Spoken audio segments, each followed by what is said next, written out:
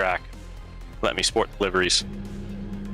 Jeff, congratulations on your victory this evening. Thanks as always for taking the time to talk to us, and we look forward to seeing you on the other side of the pond next week. Thank you so much. Appreciate it. Jesse, your sportsman class winner. We now turn our attention to the club class, where Joshua Vieira has set the pole time with a time of 1:56.764. Fastest pole time yet tonight in its third race for this evening. Sebring joins him on the outside of the front row. Dewey Kang and Matthew Siddle start third and fourth. Grant Talkie with the season's best qualifying effort to roll off from the fifth spot. Sixth will be Kenny Brown. Charlie Al, your points leader in the club class, starts from seventh. Eighth with the 24 of Antonio McCartney. Brett Holmes and Jacob Shum start ninth and 10th. Michael Levesque in the 93 starts in 11th tonight. Lynn Wilson in that number 11 rolls off 12th. 13th will be Jason Stein. James Craig rolls off 14th tonight. Liam Rositas, we saw him in the chat earlier throughout watching the event. In the 05 rolls out 15th. Jonathan Waltman in that number 7 machine rolls out 16th tonight. In 17th, we see the 204 of Matt Mitchell. Greg Fullwood in the 45 rolls off 18th. Stephen Prunin in that number 15 machine rolls off 19th. And David Stewart from the Upper Canada region rounds out your starting top 20 tonight. John Montgomery begins from 21st. 22nd will be Mark Harris. Robert Connell starts 23rd, and 24th will be Jeffrey Smith. Mario Gonzalez starts from the 25th position. 26th will be R.E. Moore Jr. Jonathan Shum starts at 27th. 28th will be Jeremy Mazzariello. Peter Yerksa starts in 29th. 30th will be Jake Steinberg. Your final four in the grid are Frank Santori, Alexander Soduke, Brian Mousing, and Scott McSherry. Return to the track facts one more time here at Sebring. This is Sebring International Raceway. We are on the full layout, the international course as it's known. It is a 3.74 mile, 6.02 kilometer circuit with 17 turns. We run it in the morning, pretty much the same exact time as the Sportsman's at the green flag. 10 minutes to 9 a.m. local time in Sim on May 15, 2020. Temps are pretty much identical too. 66 degrees Fahrenheit in the air, 70 degrees Fahrenheit on track. Winds to the north, 2 miles an hour. Humidity at 53%. This too is a 45-minute race, as will be our pro race to round out the night in about an hour or so. But all eyes here on Joshua Vieira and Sebring who will lead us to the green flag for our third race of the evening, the club race, PCA Sim Racing Sebring International Raceway. It's really excited about this race, James, to see what these drivers can do. A little bit of a smaller field here with 31 cars out there on the track at this point, and I think it's going to be great to see what these guys at the front can do. Going to be all eyes on the front as we're getting ready to get started and get it underway here. Finishing up the formation lap, James, and we see Joshua Vieira there in that 75 track monkey machine, the good-looking machine. Looks like, is that Dewey Kang? Also, yeah, it's another familiar name in that 32 machine. Dewey starting in the third position tonight. And just going to be excited to see what these drivers can do here at the front as we're going to be getting underway. Should be a very entertaining evening all the way around as Vieira and Manuel Gagnon will lead us to green. Good opportunities for victories across the board if you can stomach them. If you can handle the bumps here at Sebring, that will be very, very quick way to find yourself in victory lane. But easier said than done. As the Potomac and the Metropolitan New York regions lead us to the green flag here at Sebring International Raceway, the club race. PCA Sim Racing's round 6 of Series 4 is underway, and a big move there already in the middle. I think that might be Grant Talkie, who's jumped ahead of everybody, going straight through the center and managed to jump out in front and into, I believe, P3 behind Chabot and Josh Vieira. Vieira with that early jump out from the pole position, doing a nice job. You see Chabot running in second. We actually got the sorting correctly. Grant Talkie up into that third position in the number 941. Grant with a great start. Moving up 2 positions. You see Matthew Siddell was also maintained his starting position. And we talked about Dewey Kang earlier. He's fallen back to 5th after starting 3rd, James. Good work there from Vieira. Really good work from Chabot, Grant Talkie, Matthew Siddell. Pretty clean start for everybody in this club class to get off and get going. They'll be on pit road, show plenty of speed in this group as the Aaron Bayo continue to pace this field. Dewey Kang, though, in need of a good finish. He's falling a little bit off the points, a little bit, trouble though, a little bit ahead. That was Shabab and Yobagian, who are Mukti coming out of that might have been turning 10. I think it was indeed. He felt the curb, got on the gas a little bit too early, and could tell he was going to go around and managed to do a deep little loop and just about got clipped. I think he did barely get clipped by a few drivers. And the Bazaar back down to 13, so it's Vieira and Grant Talkie who are now 1-2. Yeah, everybody did, for the most part, did a good job of avoiding the spinning car there that we saw slow off on the middle of the track. So drivers did a good job of having some heads-up driving there to avoid major contact. Everyone's able to continue. As we see him working down the long stretch here, James, just get to see all these beautiful machines working towards us. And go to look at Talkie's 941 machine here with those bright green wheels. Cutting through up here. He's now, he's heading to pit road. I don't know if he had some sort of... Big moment indeed. Yep, I was about to bring it up if we didn't get to it. But it is a great start infraction for Grant Talkie, who jumped a little bit too early. We saw him make that move through the middle on the initial start. It was a little bit too quick for race control's liking. So Talkie with the black flag and the pit road penalty. And Josh Vieira now leads Matthew Siddle and Dewey Kang and Charlie Yao, and then Brett Coleman at the bottom. We see Lee pick up the 05 of Liam Rositas here. He's representing the Upper Canada region. I've actually raced with Liam a little bit in some leagues over the years, so it's good to see him out here running in the top 10. Also, we pick up Kenny Brown. We were talking with Kenny in the chat during the last race. He's invested interest in this league not only as a driver, but as a family member as well. So up into the 7th position. He's about 7.5 seconds back from our leader, Vieira. Looking at the rest of the top 10 here, we see the 11 of Lynn Wilson doing a good job. He or she, I should say, is up 4 positions into the 8th position. And after having that early issue and spin, Survival has recovered into the 9th position, and you see Antonio McCartney rounds out your top 10 in that number 24. Pretty good racing number across the board. I think Vieira continues to pace this group. It's a 4-second gap to Matthew Siddle. Look at Dewey Kang, who's needed a good run, hasn't had the best of runs the last few weeks. Be the points leader in this class a little bit earlier on in the year, but Dewey Kang now putting the question of Matthew Siddle. Well, the problem?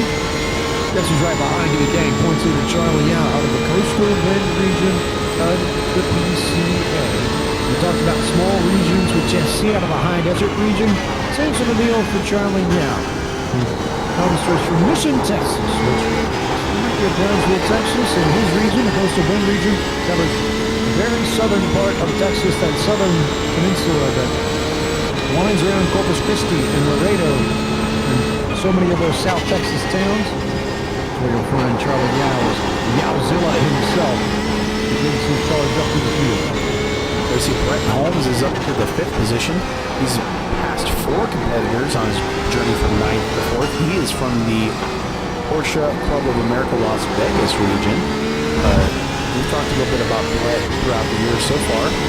Brett having a nice run running in that 5th position. Looking back through the chart, looks like we've got a big battle here back at the 15th position. We pick up the purple number 7 of Jonathan Waltman. They are battling. That's James Craig, John Montgomery, Jonathan Waltman, and Greg Fullwood all right here. James under a blanket battling. Oh, as we see contact, unfortunately, there. Looks like everybody else is going to avoid the incident. That looks like as we see more contact, unfortunately, again, these guys are trying to get every advantage they can.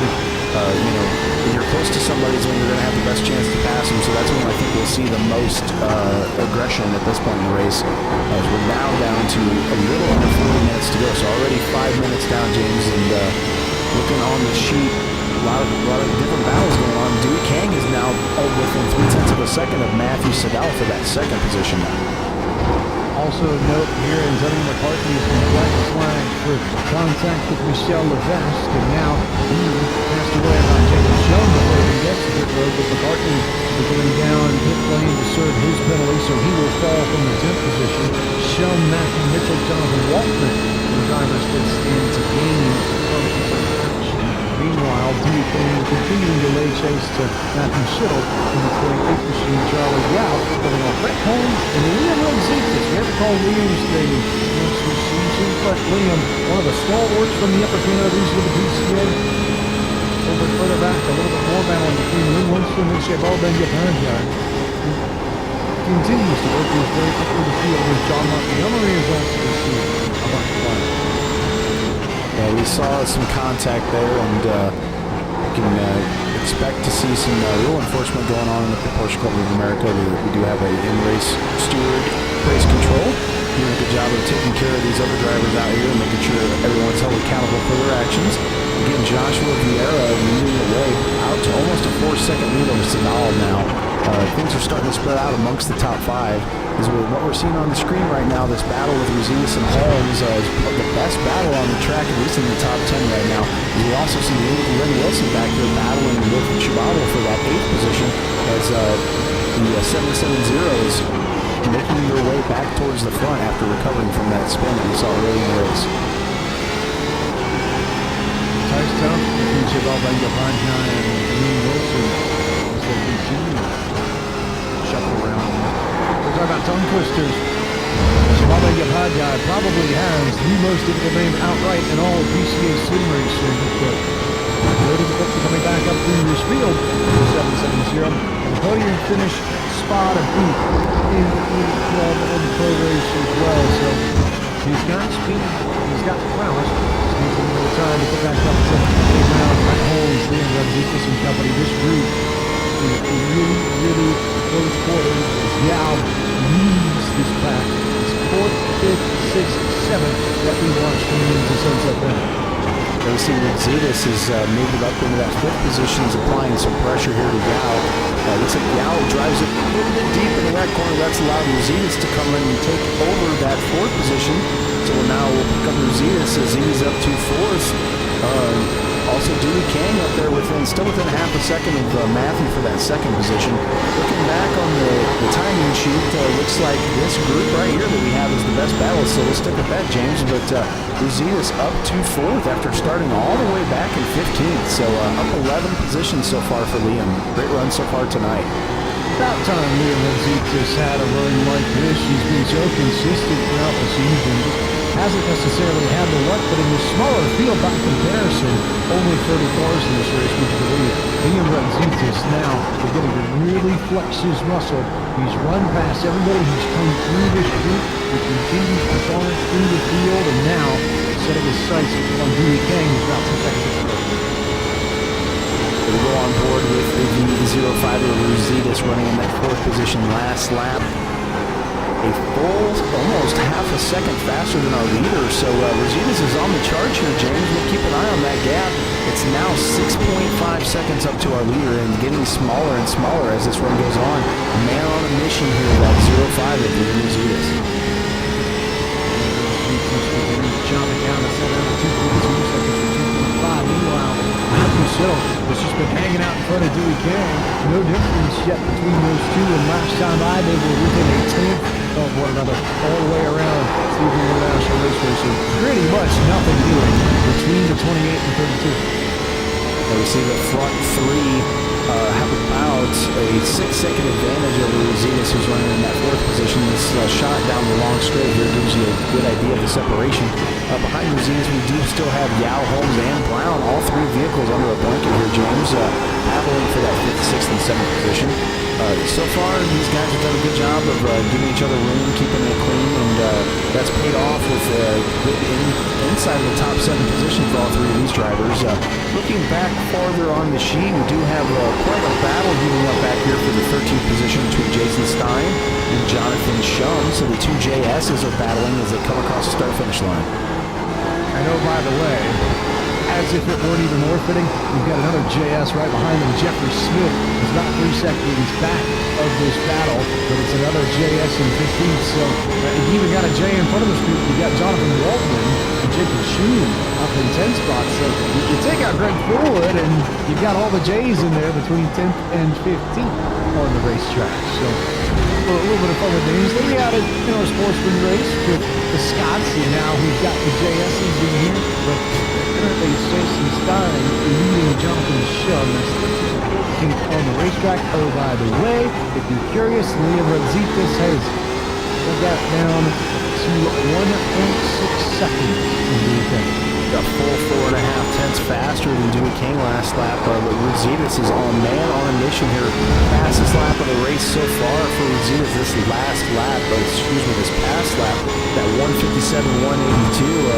So far, what I'm seeing up here, that is a full 8 tenths faster than our leader's best lap, 2 tenths quicker than this P2's best lap, and a half a second faster than P3's best lap. So, man on a mission right here, Rositas, and it's going to be exciting to see him now within 5 seconds of our leader, James, doing a fantastic job all the way up from 15th to the 4th position. Continue to jump around and bounce around Sebring International Raceway. I think it's the more appropriate way to put it. This Kang has fallen back and Matthew Sitter just a little bit. Liam Rositas has continued his charge through the field. And now, Charlie Yao going to hold off Brett Holmes and Kenny Brown. That group is in hot pursuit. So Robanya Bynhai leads a second trio with Lee Wilson and Jacob Chung. Good stuff here for up top 10, top 15 of the track. Yeah, little clusters, I like to call it. You see one driver get a little bit sideways through turn 1. Luckily, there's a little bit of runoff area there. That was the 10th position, the number 11 of Lynn Wilson. Lynn, nice recovery there to keep it out of the wall. Did a fantastic job. These little clusters, these little hot spots and battles, and I think we'll continue to see that as we keep an eye on the timesheet. The drivers are so close to each other in lap time. It's just going to be about minimizing mistakes, maintaining that track position, and hitting your marks and being consistent on that lap time as much as possible. And keep in mind, guys, we do have a mandatory pit stop that we'll have to deal with, so we will have different strategies on when to pit and when you want to come out with a clean track in front of you, because it's very important after your pit stop to not get stuck in traffic. So that's why these strategies are so important, and keep that in mind as we go on throughout this race. I think as we get down closer to the halfway point, we'll see more guys pitting, we'll see more strategies playing out, and we'll probably see more little clusters popping up with all these battles that we see tonight so far, Jim.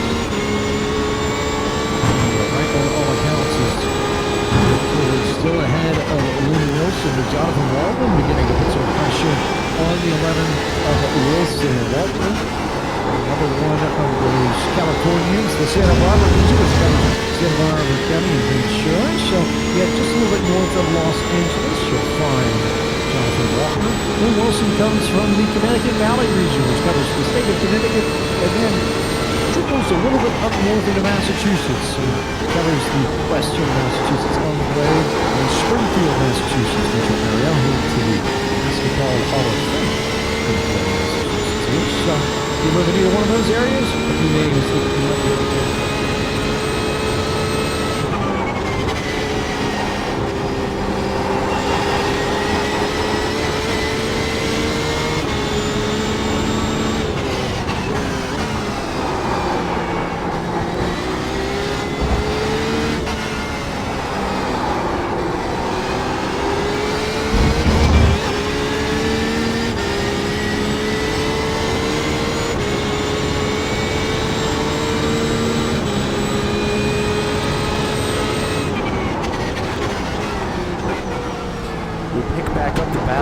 Dewey Kang, sorry for the technical difficulty, guys.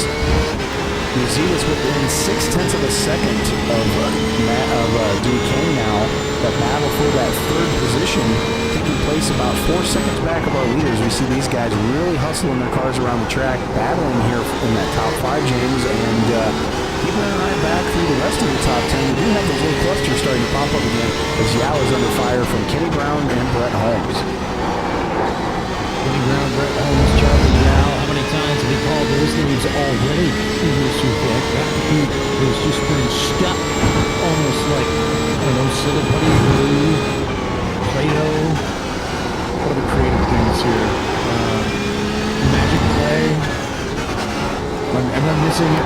What else would you find in the arts and crafts store that I need for the analogy by now? I don't think it's a little bit more Calvin Let me analogy by me again. I was so focused on this battle that we saw on the track there. I think a ball of yarn goes a long way in that situation. But we see Dewey Kang and Rositas battling now. Rositas right there on the back door of Dewey Kang. We see Rositas maintain that speed last lap a half of a second faster. We'll go on board with Rositas and see what he can do. Headed down into turn one of the more opportune passing opportunities here in turn one, and then also down this little short chute, a heavy braking zone into turn two. Rositas has reeled Dewey Kang in, and now is going fishing for P3. Tries to find the entry here, peeks to the outside again. What kind of run is he going to get coming out of Big Bend and into turn 7? First real opportunity for Rositas to make this pass. He's already got it in his head. He's out to the inside. I don't think Dewey Kang is going to put up any sort of wild fight whatsoever. So Rositas will get to the inside. Kang will let him go. And Liam Rositas now moves up into third, and it will be his job to charge and try and catch Matthew Siddle. Yeah, now within 5 seconds of our lead, down to 4.7 seconds. Last lap, Rositas was half of a second faster than Sedal and Vieira at the front. So I think if Rositas can keep it on the track here and manage this traffic, he's going to be the guy to keep an eye on. He is the hard charger again from 15th now all the way up to third position. I think, in my opinion, the class in the field tonight, James, I know he hasn't been leading the way so far, but his lap times have been consistently 5 to 8 tenths of a second faster than our leaders. It's just be a matter of time that he's going to overcome this track position. Now down to just a little over 4 seconds. Now back to 4.5 as soon as I say that. But I think by the time we get back around to the start-finish line, another quarter of a second should be knocked out of that advantage. Rositas now on the podium in third. On the podium in this race is Rositas. The real question, though, is can he reel in Matthew Siddle? That's one thing Dewey Kang did not have the ability to do. He sat behind Siddle for about 7 or 8 laps and just could not find the speed. So the question now, whether Rositas has more speed, but at least Dewey Kang, does he have enough to bring Matthew Siddle back in? And I have a hunch that might not be too long here. And honestly, I don't know if Rositas keeps this pace up. You can't rule him out for the overall win because he's not that far back with Josh Vieira either. These two are only about 4 seconds back of your race leader. So if Rositas can reel in Siddle, crazy to think that he might be able to grab Vieira too. Yeah, another 2.5 tenths for Rositas gained on P2. And almost a full half a second on our leader. So now down to 4 seconds, ladies and gentlemen. This is just pumping up with excitement. Rositas is getting the job done out there. Again, a half a second quicker than our leader and a full second faster than Dewey Kang in that last lap. So that is why we're seeing him start to stretch this out. And you see that the yellow machine here, the 28 Sedal, will go on board with him shot off the back. So you can really see how hard Rositas is charging here as he's up to third position now within 4 seconds of our leader. We still have 26 minutes to go, James, and I don't know, can Rositas keep it up? He's just at full send here. Has to be as hard as we see him driving. Hitting his marks though, doing a fantastic job as he's now right up on Sedal's back bumper as they're headed now down towards you. As Frank Santori was right in the way, and Matthew Siddle had absolutely nowhere to go to get around him. So all of a sudden, here is Liam Rositas, and that second that Siddle had on the 05 completely gone. So how does Rositas set up coming out of the corner? And the answer is to overdrive it a little bit coming out of the wall. Not too much, but just enough to give Siddle some breathing room for the moment as Dewey Kang is followed back 2.5 seconds of this group. But all about what Rositas can do. He's going to run it wide on entry. Looks like he's going to try and set up the big exit. Change of line. Very intentionally there for Leo Rositas to try and get as big a run as you possibly can coming into turn 1. He's going to look not quite be close enough yet. Could end up leading turn 7 yet again, where Leo Rositas makes his move. Keep an eye on that chart again. A full second faster than Sedal that last lap, and a full 2 tenths of a second faster than our leader. But that gap is hovering right at about 4 seconds, and I think it's going to stay there until we can see if Rositas can get the job done and get around Sedal for that second position. As you said, now they're headed down towards turn 7. Here's the battle, James, headed towards you. To the outside goes Liam Rositas this time, and all of a sudden, Liam Rositas started in 15th up into P2 and charging. That, I think, is the big thing. He'll start to lead Matthew Siddle, and Dewey Kang is moving here. And now the question is, over the next 24 minutes, 13 seconds now. Can he run down Josh Vieira as Siddle goes wide, and Dewey Kang is going to jump around Siddle and take over P3. Dewey Kang just taking advantage of someone else's mistake, and that's what you got to do in these situations. 45-minute race, we're down now, getting close to the halfway point, James. These guys are just, you can't make any mistakes because there's somebody right there waiting to capitalize and gain from your mistakes. So, again, we talked about consistency, track position, and minimizing mistakes tonight, and that was just an example of that for Dewey Kang. Now up on the podium, Dewey having a good run, back up to his starting position of third. So, looking on the sheet and looking at Rositas now, this last lap, still 0.2 of a second faster than our leader, starting to eat back into that advantage that our leader has now that Rositas has that clean track in front of him. And I think more importantly is the fact that Dewey Kang is ahead of both Kenny Brown and Charlie Yao, who are the two ahead of him in the point standings. Yao and Brown came into tonight tied in points, so whoever finishes ahead higher of those two leads this race as the points leader as it stands. Unless something happens to one of them, and who knows, maybe Dewey Kang climbs right back in the conversation and see.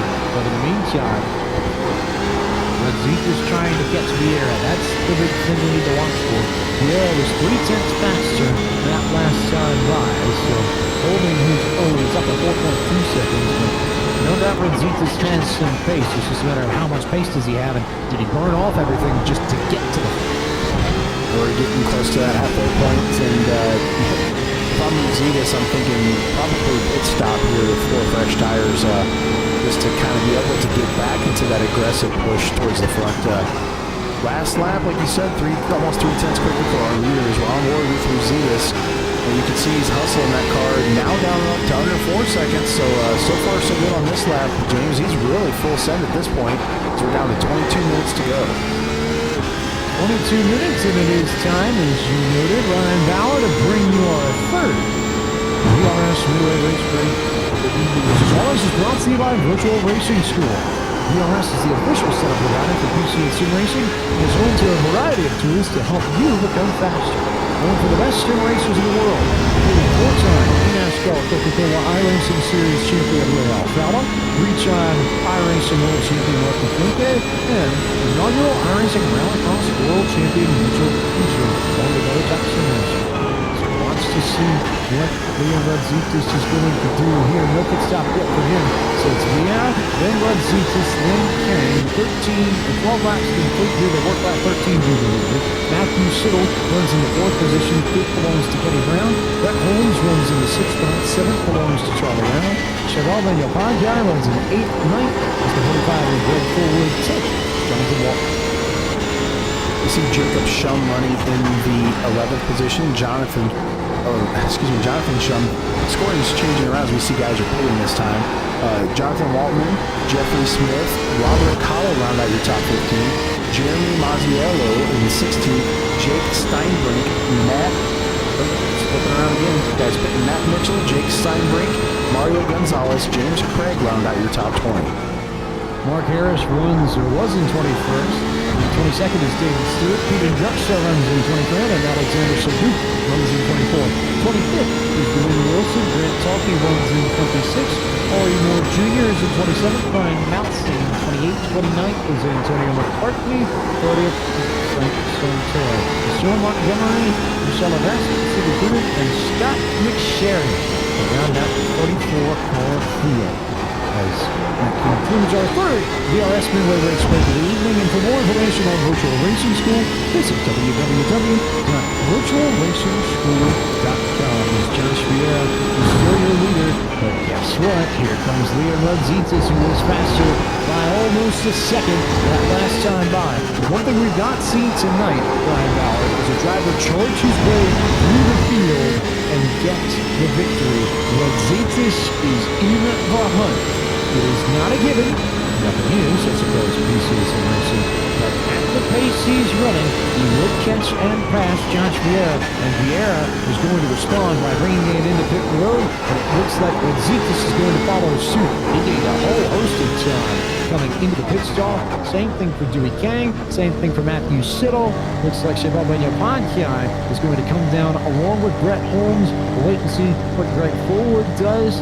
If he comes down pit road at this time, looks like he is going to come in along with Jacob Shue, Jonathan Shue, everybody coming in pit road within the top 10 now. And I wanted to point out something about VRS that I just actually learned in the last couple of weeks. You can do the rookie tutorials for free. And that comes with a free account that you can get at VRS, so that's pretty cool. Even if that's something that you haven't considered doing, there's no reason not to at least try it. It doesn't cost anything to go through the rookie tutorials, and I think you actually can even use telemetry and stuff at that point as well. So nice service that they have over at VRS as we see the leaders making their pit stops. Looks like Jonathan Shum has taken over the lead, James, and it's good to see him move up all the way from the 27th position out here now into the lead as he's yet to make a pit stop. The rest of the top 10 looks like they've made their way to pit road now, James. So we'll keep an eye on the 97 of Jonathan Shum here and see when he's going to be making his way to pit road. Dewey Kang has leapfrogged into the second position over Liam Rositas. And both of those drivers, I'm trying to remember who was leading the way before the pit stops, but we see Kenny Brown moved up into the top 5 as well. Biggest issue though, Josh Vieira, a 55-second pit stop compared to anything from about 14 to 20 seconds with the leaders. So looks like the leaders either refrained from tires or refrained from fuel. Vieira took everything all the way, and he slides all the way back down into 12th. And Dewey Kang is out in front of Liam Rositas, who was the fastest car before the pit stops. We'll see if Kang can hold on for Rositas, but this battle between the 32 and the 05 is for the lead when they cycle through pit stops once again. We hate to see that for Josh having that long pit stop. If he's available, we'll have to find out what happened there. It looks like a lot of the guys running in that part of the field, we see Grant Talkie also had a long pit stop as well, James. So not sure what's going down there on pit road. Drivers fixing up some damage is the only thing I can think of. But coming in the race, the last thing once a 55-second pit stop. So wow, I can only imagine the frustration going through that driver's helmet right now as we see Rositas all over the back door of Dewey Kang again. Once Jonathan Shum makes his pit stop, this will be the battle for the lead as Jonathan Shum is on pit road. We now see Dewey Kang taking over that top position, James, as we're down to 16.5 minutes to go. So here is your battle for the race lead. It is Dewey Kang, it is Jonathan Shum fading, it is Liam Rositas right there. And he was 5 tenths of a second faster than the leader that last time by. Kenny Brown also in the mix too. We haven't said much about Kenny Brown, but all of a sudden he's up here in this group. Now 2.5 seconds back of these two. Problem though is that Kenny Brown also has a lap. Tires in these two, so who knows if the pressure level will make a difference. It's not nearly as important, I think, of the road courses as it is on some of the other ones, but in either case, what can Rositas do? What can Kang do? What will Kenny Brown be able to do in response? And now that he sees these two, is he going to be able to charge, make the move? I don't know if Dewey Kang is going to be so easy to pass this time around. I think having that clean out lap for Kenny Brown really paid off for him. Those guys we saw Dewey Kang and Rositas were battling. They were together coming in the pits, they were together coming out of the pits, and there was a couple moments where they had to check up for each other. So that's allowed Kenny Brown to move within 3 seconds of that battle for the lead. Also looking at the rest of the drivers in the top 5, we've also got Matthew Siddle, who was running second before the pit stops. We saw him get passed by Rositas and by Dewey Kang. So he's recovered back to the same position he was in before those 2 maneuvers. And Brett Holmes now in the number 6 machine rounds out your top 5. Good run for him up from the 9th position. And Greg Fullwood started all the way back in 18th, James. He's now up to the 6th position. So we've had quite a few leaders in this field tonight, and nothing short of excitement here from Sebring. More importantly, though, Liam Rositas got the pass done at Sunset Bend, and Liam Rositas has driven from 15th all the way to the race lead. And very, very good stuff all around for the 05. No question, he can impress one. Jonathan Chum, even though he's not race leader anymore, started in 27th.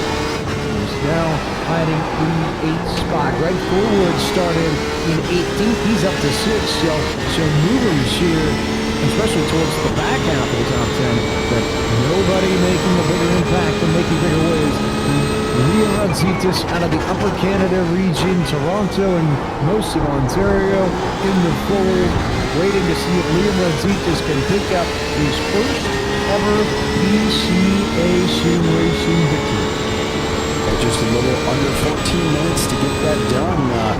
We've seen the talent and the lap time and the pace that Liam's had tonight, and all he's got to do is maintain his composure and manage the traffic. Looks like he's starting to pull away from Dewey a little bit. Dewey's now back to almost half a second back.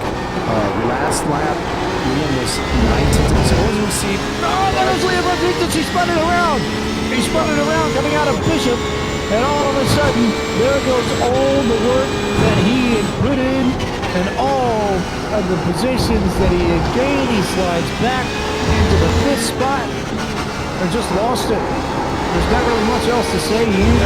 Don't think there's any lap traffic as we'll take a look and see what happened to him. But just got on the gas too early and caught a little bit of the dirt, a little bit of the curb, slid it sideways, and all of a sudden, out of the lead goes Liam Radzitis. He's back in the 5th and now back. We'll see how far back the gap is, but our suspicion is that we're probably looking somewhere in the 10 to 15 second ballpark for Radzitis, and that might be a bit of an outcome to be defined with only 12 minutes left to go. However, that does hand the race lead back to Dewey Kang. Keep an eye on Kenny Brown running in the 2nd position now. Almost 4/10 of a second faster than our leader last lap. Kenny's got it down to under 2 seconds now. So, I don't know if that was a victim. If Rosita's was a victim of the broadcaster's curse, that we've been talking about him a lot this race, just because about how hard he's been pushing it and how full send he's been throughout this race. But at the same time, that goes back and rings true to what we were talking about earlier. All it takes is one little mistake here. Not a lot of room for error with the narrow track that we have here, and these guys are at this point in the race after the pit stops is when they're going to be pushing the hardest, because that's when you have the most grip. So looks like an unfortunate incident for Rositas, as he's now back almost 14 seconds back, James. So it's a good summation and a good estimation of where he would resume his position. But again, we see Kenny Brown down to just about a second and a half as Dewey King, the leader, shows the way.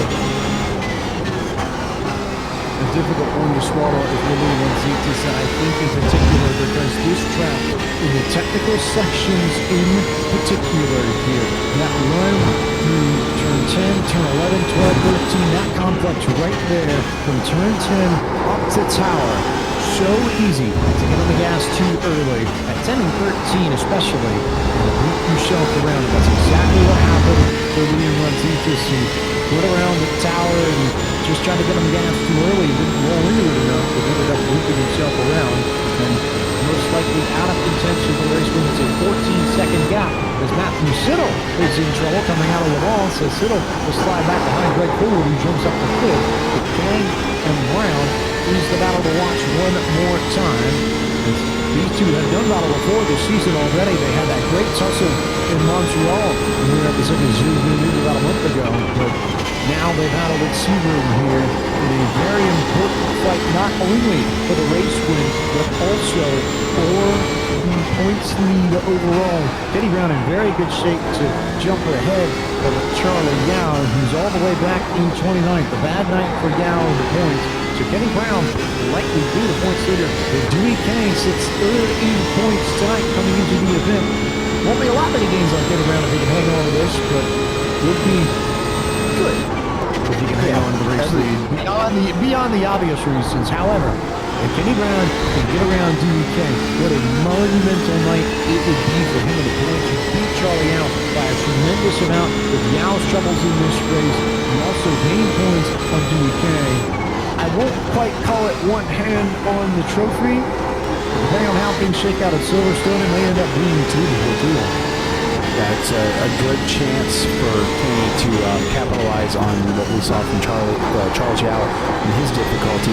Now back to the 29th position. So Kenny Brown running up here in second, I think just needs to keep it close to Kang and see if he can wait for Kang to make a mistake. But definitely be conservative here if I'm Kenny Brown, just to take advantage and capitalize of the opportunity to make up so many points at this point in the race. I should say at this point in the season, as we're down to just 2 races to go after this. Silverstone, season calendar, Road America. I think everyone, that's all that's left in Series 4. The PCA Sim Racing as Dewey Kang continues to lead. It's a steady gap that is held on Kenny Brown. Incidentally, Dewey Kang's last lap, 157.943. Ryan, you know what Kenny Brown's last lap was? 157.943. Exactly right on the nose with one another, if you want to assess how even they are.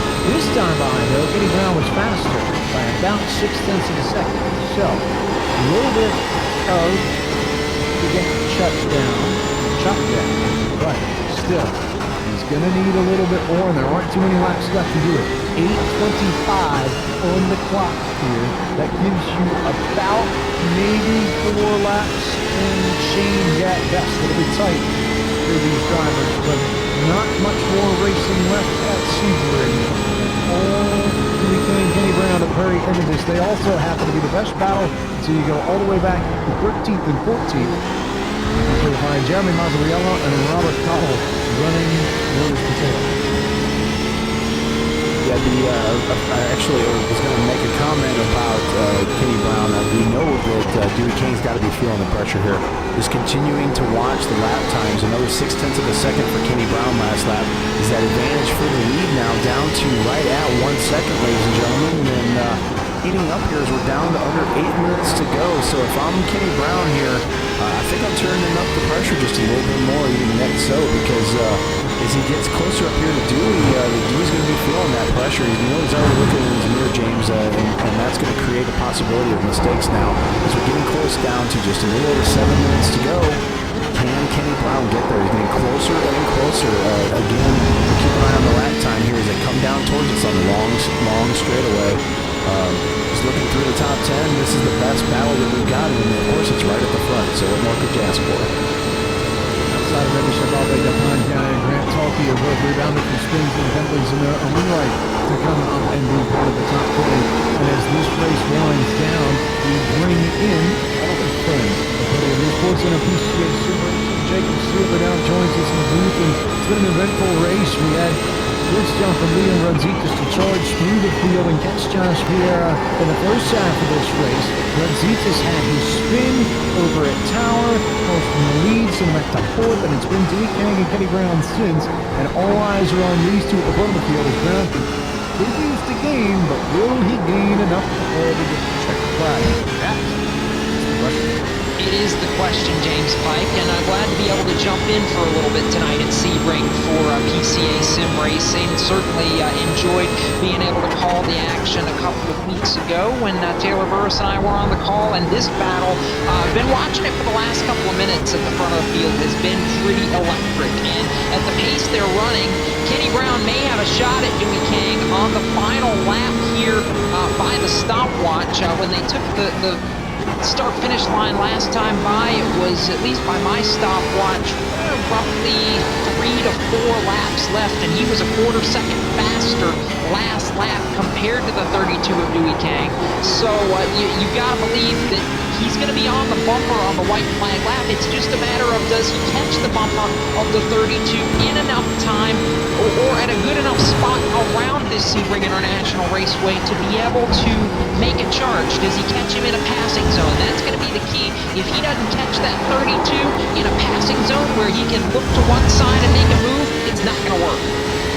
The other thing we have to pay attention to is lap traffic. There are 2 cars ahead of Dewey Kang that they will catch most likely within the next few laps or so. Ryan Malsing is one.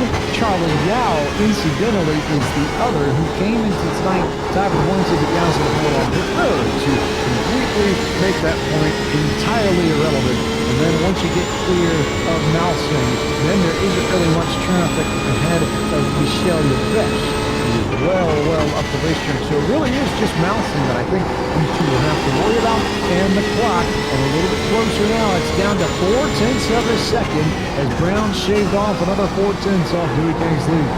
He did. I mean, that 23 is coming as they work up towards Big Bend, and this is one of those battles where, like I said, it's gonna come down to where Brown catches Kang as to whether or not he's going to make a move. Lap traffic wisely ducks to drivers right, gets out of the way, and the gap continues to shrink. It's down less than a car length now as they work through the hairpin. James Pike, this is going to be fun down to the final lap. Feels like Montreal all over again. Now, Montreal is a much different bear, much different beast than Sebring in the sense that it's straights and chicanes and hairpins all over. Not really too many of these wide, bendy corners. Sebring's a little bit different in that respect, and there is a little bit more room to roam if you are Kenny Brown, if you want to make the move. There's also a lot more runoff, too, so if you end up getting off track, you're going to be sliding through grass, losing time and losing any sort of shot whatsoever to win this race. We are still holding at about maybe a second at best, and these drivers look like they will get maybe 2 more laps tops to finish off this club race around PCA Sim. Well, and I'm watching the gap as much as it shrunk the last couple of corners. Kenny Brown started slip sliding on this bumpy pavement here at Virtual Sebring, and that gap has all of a sudden opened up by a couple more car lengths in the last 4 or 5 corners, James Pike. You can't be losing ground at this juncture of the race because there's about 2 laps left, I think, by the stopwatch before we go checkered. This lap and the next lap, and that's going to be basically it. It will be if they're down to 2:39, so they will get the white flag next time by. Dewey Kang still in front, Kenny Brown 7/10 of a second back last time by. It was about maybe 3/10 that Brown was able to shed just as far as the best laps go, but it was a 10th that Kang gained on Brown last time by. And he doesn't need too much, maybe just one more of those in order to come away with the victory. Just needs to hang on here. He's on a few stretches. Kenny Brown is stronger, he's faster, but is he fast enough? I'm not convinced that he is. I think that last lap, even to only extend it by about a 1/10 of a second, James, had to have been the confidence that Dewey Kang needed after watching that gap shrink by 3/10, by 4/10 over the last 2 or 3 laps. Just to be able to inch it out a little bit. Is that the turning point? Is that where Kenny Brown has used up too much just trying to catch Dewey Kang? We're going to find out. It's a lap and a half to go here at Sebring. The gap remains 4 car lengths. 4 car lengths, 6/10 of a second now for Kang over Kenny Brown. He needs more. He's got to find a little bit of speed somewhere in order to get alongside the 32. Second to last run down the Old Straight. 2 more cracks at Sunset Bend. White flag coming when they reach the other side of the paddock and cross the stripe. Does Kenny Brown have enough? Into Sunset Bend for the penultimate time, turn 17 here at Sebring, and back around onto the front straightaway. The white flag faces them from the starter's stand one more time around Sebring International Raceway. The gap still 6/10 of a second. Kenny Brown running out of time, down to 1 and 2 for the final time. He was a 10th faster that last time by. It may take some sort of desperate lunge in order to get up along the 32. Kenny Brown absolutely going for it. Same with Dewey Kang.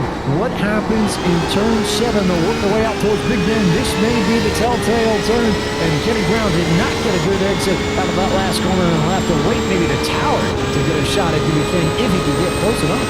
He needed the drive out of Big Bend and down to the hairpin. Does he try to outbrake him to make up ground here through hairpin? No.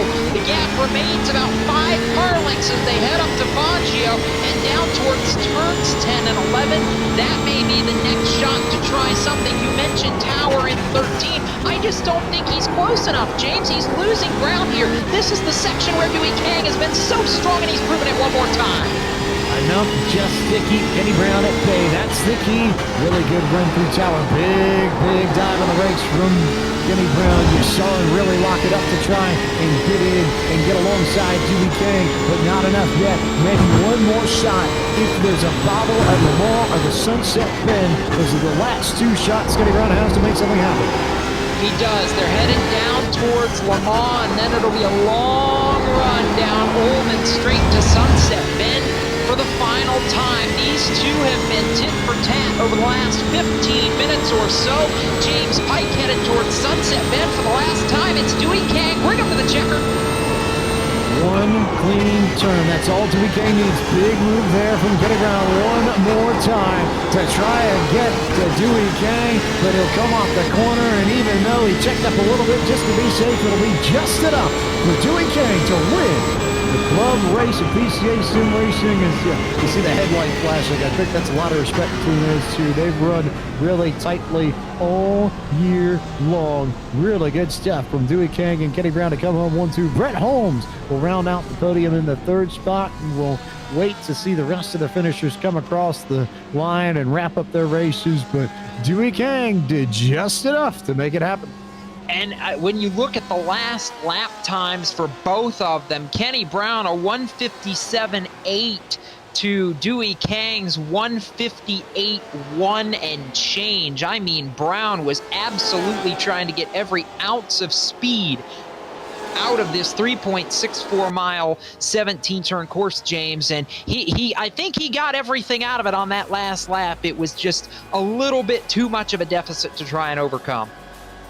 It was just a bit. It wasn't a lot, but it was just enough to be too much for him as we see a few more drivers wrapping up the race. Mark Harris and Jeffrey Smith about to cross the line. Sebring, who I think will have to be disappointed with the way this race has panned out after starting in second. He'll come home in 17th, just ahead of Antonio McCartney and Peter Yartsa.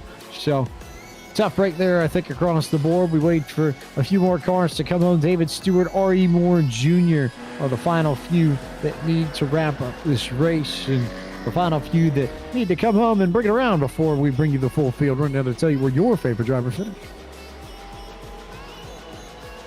And that's the kind of battle, James Pike, that we hope to see with PCA Sim Racing, really with anything on the iRacing service. But the type of battle that Kang and Brown put on tonight, that's the stuff that you look at this series and go, that's what we want to see. A stellar show out of those two down the stretch, really for the final third of this. For the final third of this race, they really did put on a show, as we now have the opportunity to bring you your full field rundown and tell you where your favorite driver finished. Dewey Kang was P1 this evening over Kenny Brown and Brett Holmes, who rounded out the podium in this club race of PCA Sim Racing Series 4 Round 6. Greg Fullwood and Matthew Siddle rounded out the top five. Then it was Liam Rositas, Jacob and Jonathan Shum, father and son, finishing 7th and 8th. 9th was Jason Stein and Jonathan Waltman rounded out the top 10. Josh Vieira finished 11th tonight. Jeremy Mazzariello 12th. 13th to James Craig. Grant Talkie 14th. Matt Mitchell 15th tonight. Mark Harris 16th. Jeff Smith 17th. Shaibal Banyopadhyay in 18th. 19th to Antonio McCartney. And Peter Yerksa completing the Mistakes time break in 21st. 22nd was David Stewart. R.E. Moore Jr. finished in 23rd, and 24th with Robert Cottle. Brian Moutsing finished in 25th. 26th was Alexander Saduk. Frank Santori finished in 27th. 28th was Mario Gonzalez. Charlie Allen, Lynn Wilson came up in 29th and 30th. Final four cars were Michelle Levesque, John Montgomery, Stephen Pruden, and Scott McSherry. As we now turn our attention to Dewey Kang, who gets it done and wins tonight's race, in the club class. And Dewey, final 15 minutes, Kenny Brown's all over you. You didn't necessarily have to worry about it when Liam was racing you in the first half of that race, but the final third, how much were you driving out of your windshield and how much were you driving out of your rearview mirror? Both. I think I spent more time looking behind me rather than looking ahead. It was Kenny kept up the pressure, and I mean we had matching paces. It was a phenomenal race. Phenomenal racing, phenomenal stuff. Kenny, of course, will take over the points lead, but not a bad points night for yourself. Is that something that's sort of playing into your mind? You're currently third in the standings. You're going to gain a lot on Charlie Yao, who didn't have the greatest of runs tonight. So is that something you pay attention to, something you worry about, or are you just here to try and pick up wins as we come to a close in season or Series 4, rather? Championship standing is definitely at the top of my mind. But having said that, Charlie and Kenny, they're some of my best buddies here, so I really don't mind racing them, and they're all respectful. I love them dearly. Tight stuff, good groups all around, and a lot of folks that you need to thank for making it possible, Dewey. Who do you need to thank for tonight's victory? Well, first of all, I all thanks to Swarm Racing, because this was all due to the endurance racing that we did. And Jonathan Shum and Jacob Shum and Charlie and Kenny, they all make it happen for me. I have a list of other sponsors who support me, but you know who you are. Thank you all. This means a lot. Dewey, congratulations on your victory, and thanks for the time. We look forward to seeing you next week from Silverstone. Thank you.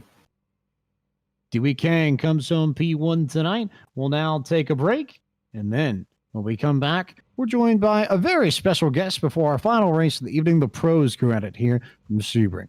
You're watching Podium Esports coverage of Porsche Club of America Sim Racing on the iRacing Esports Network. And we are now joined by two-time 24-hour Le Mans champion, former Porsche Super Cup champion, and the defending WeatherTech Sports Car Championship champion in GTLM and Porsche factory driver Earl Bamber. Earl, welcome to the broadcast, and thanks for coming on and being a part of it. Yeah, thank you for having me along to watch some of these races. We've had a pretty good program tonight. A lot of drivers who are very invested in sim racing, a lot of Porsche owners who like the computer racing side of it as well. And I think over the years, we've seen how this has developed. I think especially in the past 10, that simulation training has really come a long way. The technology has gotten close enough to where you really can learn a few things just by running through a sim over and over and over again. So first off, what do you feel like the correlation is between sim training and real life racing? And what have you gained from training in the sim and in iRacing when you get back out on the real track? Yeah, that's a good question. What do we use it for in the sort of real world and stuff like that? So I think if anyone's had a look online, probably the hardcore Porsche fans, you've seen the videos of the simulator that we've got in Visa, which is a big motion platform simulator. We started using that with the LMP1 program. And for us, it's different probably to what you guys do, because you guys focus on sim racing and getting the fastest that you can out of the sim. And we all know it's pretty close sim racing, but there's still a special technique in being able to drive a simulator fast. So we need to make sure that we don't drive it purely as a sim. We need to keep it as close as we can to reality and stuff like that. So it's quite a difficult mix, but we use it a lot for fuel saving, a lot these days, and strategy. And we use it a lot for hardware simulation as well. So we do a lot of software simulation inside of there. So basically, when we arrive at an IMSA track, we know nearly everything from the simulator. We do about 2 days in the sim before every circuit, and then we do post-sim as well to recorrelate it for the next time.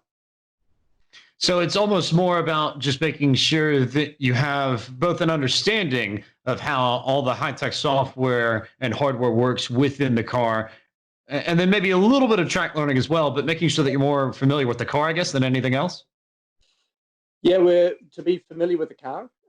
Also, if we bring, like, let's say, a new software into the dash, that we want to make sure all that sort of stuff works, because for us, when we run the simulator, we've got 2 or 3 engineers, and it's run exactly like the race car, and it operates like the race car in the background. So we can simulate failures as well, and failure procedures as well. So that's really important for us as drivers. When we go to a new track, we definitely use that. The hard thing is the tires always. The hard thing is to make sure, because we're in an open tire battle, and we go with new tires every single year, to know what they're going to do. So generally do a little bit of tire testing. I have done tire tests in the past on our simulator base. So going through temperature models and thermal models with tire testing. So that's also quite a challenge inside a simulator. but all useful things that you can take with you to the track, but you've got a good feel for them. Now, obviously, there's all the hardware training and all the bits and pieces of the car that you learn, but there's also a little bit of circuit learning as well that I know takes place. And how useful can that be, especially if it's a place that you haven't seen before? I know that the number of places you haven't been to is dwindling week on week, but still, I figure if there's a new circuit that you haven't been to, the sims are very useful in helping you learn the track, no? Yes, definitely. It's very useful to learn the track. When I was younger, I used to use it a lot, actually, to learn the tracks and where it went. Actually, the most recent one that I did, and I'm going to use a bad word here, when I went to Mexico for the LMP1, I actually bought Formula One game because it was one of the easiest platforms, and learned the track from that playing Formula One, I think 2017 game. So just to know the track layout. And what's also really important is how to get the speed there. So, is it better to go fast in, slow out, all those sorts of things. And you get sort of a feeling about how you generate a fast lap time there as well. So for us, we've got to still remember that it's a tool, because people do get blurred between that and they say, oh, in the sim, I could do this. So you got to make sure that it's a tool.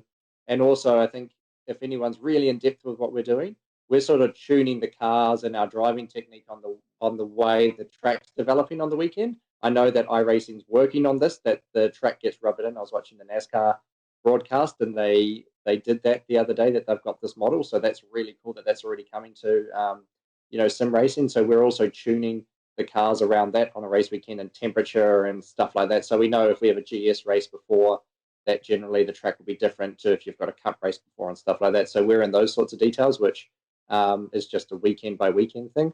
So it's definitely a really cool tool that that I used a lot. I'm actually ordering one right now because I'm in the middle of nowhere, so I need a sim. Yeah, it'd be a little bit handy to have one nearby and all that. I think to the rubbering end of the track, that's where the, as we know it, the track state slider comes in handy, where you can adjust the amount of rubber that's down on the circuit before you even take a lap out there. So certainly something that folks in iRacing will be very, very familiar with. But well, we had that. We've got the difficult thing. We had that in the prototype, where you would take a new car. So we had a new model of a new car, and we would start doing ridiculous lap times. And then you always have to work out to yourself, well, is it that we've made a fantastic car, or is it that we're out of the grip simulation model? So sure. it's quite a really, really difficult one. And then sometimes you'd go to yourself, oh, that's not possible. Like, it's so fast, it's not possible. So you'd reduce the model grip. But then actually when you went to the track, sometimes we'd actually be that fast with the real car. So sometimes it's quite phenomenal. It's a difficult one to judge. That's the beauty of blurring the line between simulation and reality when the tech is so advanced. What about stints and stint training and just length of races, especially for the endurance races? Does the simulator help you train for just the sort of mental state that you need to be in, especially if you get to double and triple stinting within a long event? Actually, I've never done a long run in the simulator. So we're that's what we'll have to add to the list then. Yeah, I think the most that we go is like 10 to 15 laps in the sim at one time. I mean, what we do with the procedure is quite difficult, because we do it in like 5 to 10 lap block setup changes. And then we've got to try do those setup blocks time and time again. So it's basically like 5 to 10 laps, stop, change for 1 minute, another 5 or 10 laps, stop, change, and continuously go like that. So it is quite, let's say it's quite a strenuous thing when you spend like 3 hours in the morning in there just doing those setup blocks. So we don't do a continuous long run, but we do like a long block of a couple hours every time, doing these setup changes and stuff like that, and doing a test block. So it is quite difficult. You sort of come out mentally drained, actually. So it almost ends up putting you in the same mental place. It's just a different way to get there, I suppose. I mean, to be honest, the level of concentration that it takes to drive the sim on the limit is exactly the same as a race car. I would say it's actually more mentally draining, especially on the ice, because you have to sort of use a different sensory motive, rather than, we've got the G-force and the movement from the car, rather there you're really reliant on your hands and your eyes and your feet. So, that's a different set of skills. So when you really are on the limit, it's quite draining, actually. You get out quite tired, as many sim racers would probably know. Right, especially those who have done the 24 hours of Le Mans and done the 24 hours of Daytona, especially in either the 919 or, in our case, the 911 RSR GTLM, which is the car of choice for the series. Now, obviously, we know you have a little bit of experience with that machine. So for all the sim racers and everybody in PCA Sim Racing that is currently trying to come to grips and find the most speed out of the GTLM, do you have any tips for all of our drivers as to how to make that car a little bit faster and how to maybe shave a tenth or two off your lap time? Wow. I wonder how the rear brake locking is for all of them out there, because we always struggled with rear brake locking. I don't know how it is for them, but that's what we struggle with. But God, I probably have to quote my teammate where he just says he hates understeer, and we try to dial as much understeer out of it as possible all the time. And basically, we got to a point where we didn't have any understeer. If you watch some of our onboard videos at the moment that you see on Twitter, it's quite edgy. And we always say normally an edgy car is a fast car, so I would say try to get rid of the understeer, and then should be pretty quick normally. Balance it out a little bit. Fair enough. And then I guess the ride height low. Yeah. Get the ride height low. As low as you can without completely scraping off the under tray. Oh no, we don't mind about the under tray. We just want it to be low. Fair. It's extra weight, right? Yeah, and you can push reset and get a new one, so it's all right. That's beautiful. Fair enough. So now, once you get your rig in, I figure you might get the chance to have a little bit of fun with it. Are there any sort of track car combinations that you sort of have in mind that you want to get familiar with, you want to run, it's things that you're looking forward to while you're sort of stuck here? You're obviously probably going to find a lot of time on this end, so anything that sort of jumps out to you? Well, actually, I want to go race the Super Cup just because I want to troll my teammate Lawrence in there. I had a hunch. And by the way, I believe if you all haven't read about the fantastic Porsche Tag Heuer Esports Super Cup that's going to come back a little bit later this year, definitely worth going to put your eyes on that and learn a little bit more about what's coming in that this year. But I figure that should be a very fun series, especially with the GT3. It's a brilliant little machine, though. Yeah, so I watched the first race, actually. I stayed up till 3:30 in the morning to watch that race and to see how Lawrence would go. And then he crashed in qualifying. And then I think Tandy and him flipped on the first lap. So actually, it was a really entertaining race. So because I'm a big racing fan, so even though there's no real racing, I'm watching all the sim racing. But it made me want to get get a sim while I'm here. I can see you've got a steering wheel right in front of you. So I'm thinking about just getting G29 because that would be probably the easiest thing to buy from the store right now. But all the stores are closed in New Zealand and it's not allowed to be bought right now. So I have to wait a few weeks. And probably where I am with internet connection, I'll have so much lag that I'll probably just hit everybody off because I don't even realize. But I think it would be really cool. And also it'd be nice to get my mind back into driving and stuff like that. I used to play, before iRacing came around, a lot of Gran Turismo as well. I learned the Nürburgring, the Nordschleife, exactly from that. So you've got a little bit of experience, and it's just a matter of making sure that we can get Telstra or somebody to actually pump out a good internet connection to make sure you won't have any lag. I figure that's the biggest issue. But if you mention to them that you have a former 24 Hours Le Mans champion that wants to go sim racing and can use a decent pipe to the internet, maybe they'd be a little bit more amenable. That'd be the hope, right? Yeah, actually, my sponsor, the Guild Track Group of Porsche New Zealand, they've got a massive simulator up at their office. So as soon as we get out of lockdown in New Zealand, which I hope will be in a few weeks, I think we'll probably be earlier than most people, then for the big sim races, I think I might just go sit up there in their office and play it endlessly. That could also be a solution. So I would say, if it won't get out all the way to you, then just go to them and make it happen. That's fair. And get back into the swing of things so that when we get back to the real life thing, you'll be ready to go. Yeah, exactly. That would be the plan. A good plan. I like that plan. Earl, thank you so much on behalf of everybody at PCA and everybody involved with PCA Sim Racing for taking the time to talk to us. And hopefully it won't be too long before we see you back on track. And best of luck when you finally do get back on track racing. Thank you, and good luck for everyone on the races today. We'll see how it goes.